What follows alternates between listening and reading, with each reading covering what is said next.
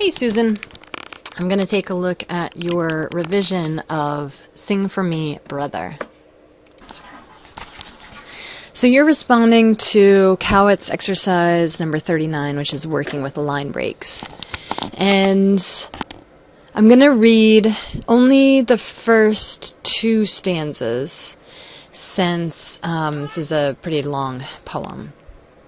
And then I'll go through and point out some of the things that I think you did really well, and then some things that you might still want to work on. So let's take a look. Sing for Me, Brother. One thing I wanted to note was that I'm going to accentuate your line breaks. Since this is a poem about working with line breaks, I'm going to do sort of an accentuated pause at the end of each line break. And it's an exaggerated read, but take a listen to how it sounds when I read it this way. Sing for me, brother. I first watch my brother play the guitar when he is 8 and I am 5.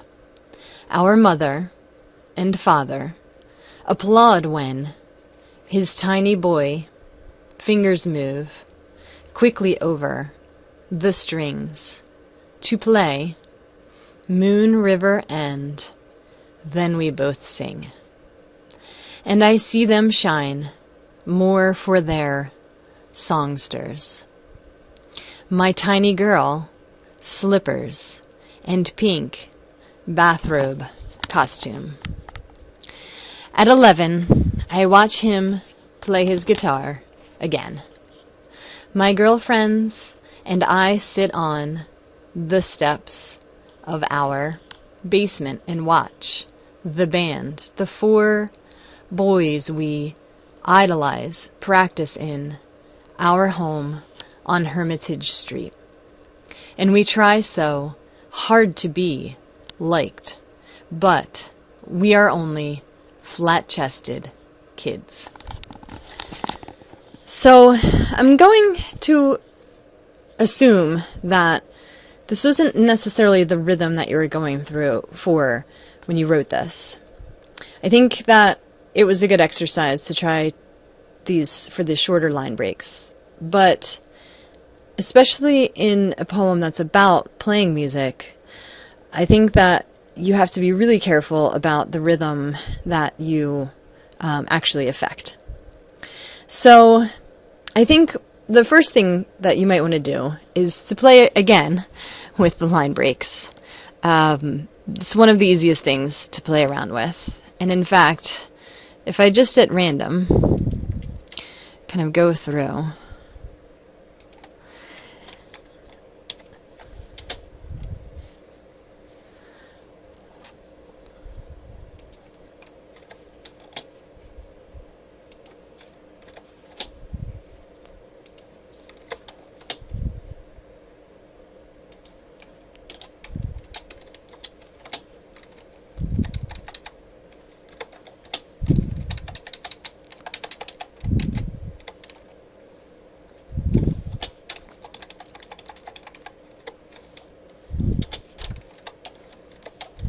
okay, so when I just do a sort of random reworking of the line breaks, it sounds a little bit different. So let's take another listen. I first watch my brother play the guitar when he is 8 and I am 5. Our mother and father applaud when his tiny boy fingers move quickly over the strings to play Moon River, and then we both sing. And I see them shine more for their songsters. My tiny girl slippers and pink bathrobe costume. So right there you see that when you don't have every line be that really short line, that short, syllabic sort of rhythm, when you lengthen some of the lines, it actually takes those lines that you do leave really short, like these ones, fingers move quickly over the strings, then that rhythm is really emphasized. If you have it short the whole time, the rhythm gets lost in that sort of unnatural cadence that you create. So I think it's a great idea to work with these really short lines, but to my read, you need to intersperse it with longer lines. Now, the thing that I really love that you do here is you set up scenes, all these different scenes at different ages. So you have a really wonderful narrative arc from the time you are children together to through adolescence into adulthood. And it's very poignant. And, I see this as hopefully something that you can share with your family, when it's complete, and something ultimately submittable to magazines that would be interested in this kind of subject matter. I think it really, both the trajectory of the story, for people who have grown up with someone, as well as the music, the coolness that comes along with the guy who plays in the band at a certain age, and the little sister looking up to that and sort of basking in some of that light that's shed from that person who plays the guitar and is passionate about it. And into the sometimes disappointing years of our adulthood, where we realized that we had to focus on other things, and we didn't make what was so passionate to us in our youth the focus of our lives as we once thought. I think the message that is coming through here is really great and really strong.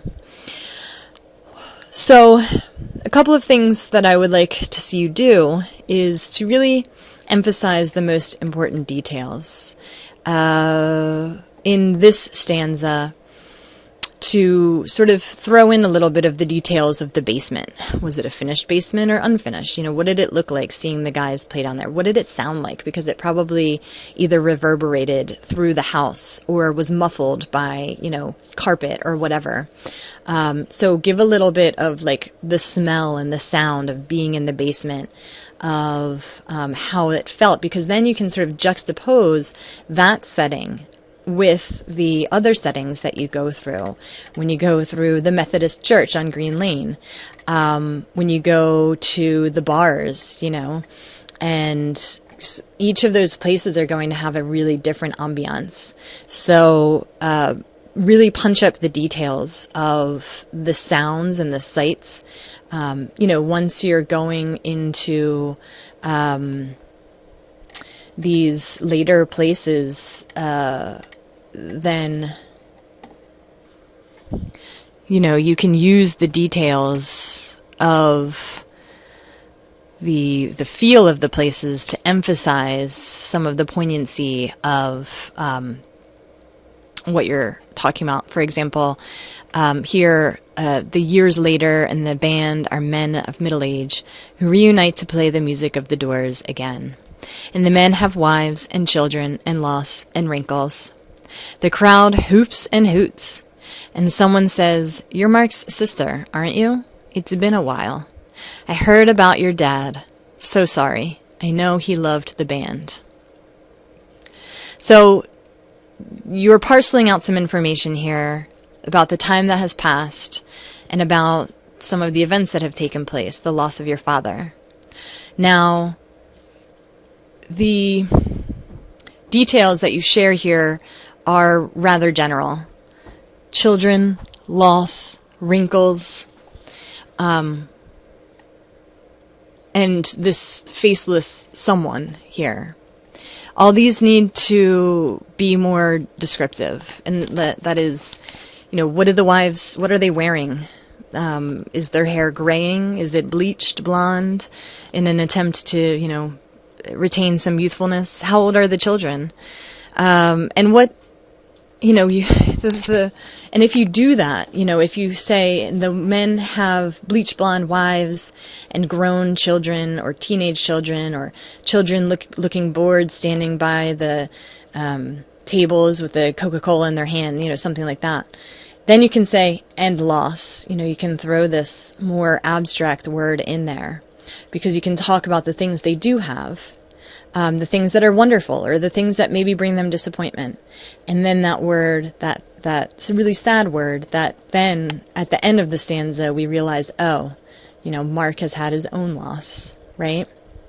And then, we get into your mom, and this last stanza I think is really important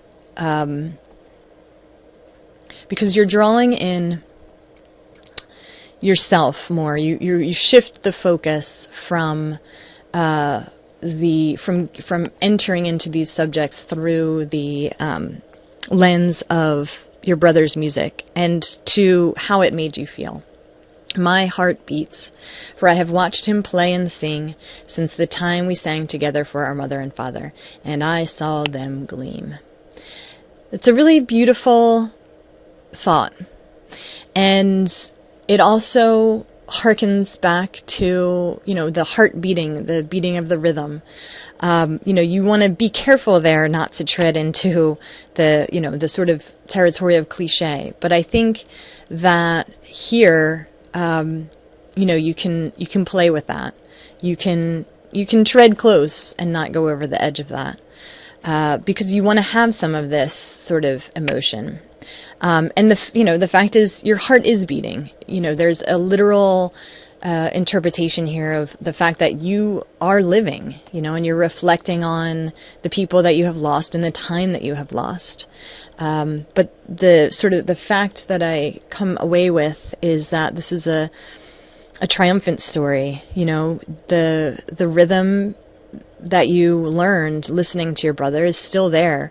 Your heart is still beating. There's still chances for this gleam to come, even though the people that your brother might be playing for are getting older. There is also a benefit to getting older, right? You're living. And so I see a lot going on in this poem.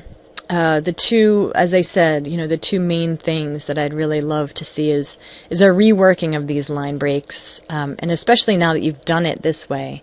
I know you mentioned that you really sort of loved writing this poem, and I'm not sure if you're attached to this line break section, but what I would suggest that you do is to read it out loud to yourself a couple times.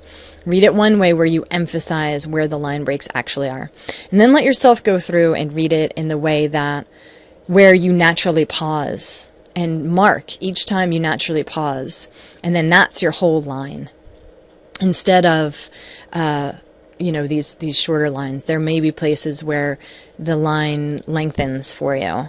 And then the other thing is just to, throw some of the sensory detail in. Since you are talking about music and you're talking about these places where the music is played that have such importance in the music, you really want to emphasize those. The story of Mark and the little girl who observes him and grows up with him, it comes through. But you really want to strike home with it.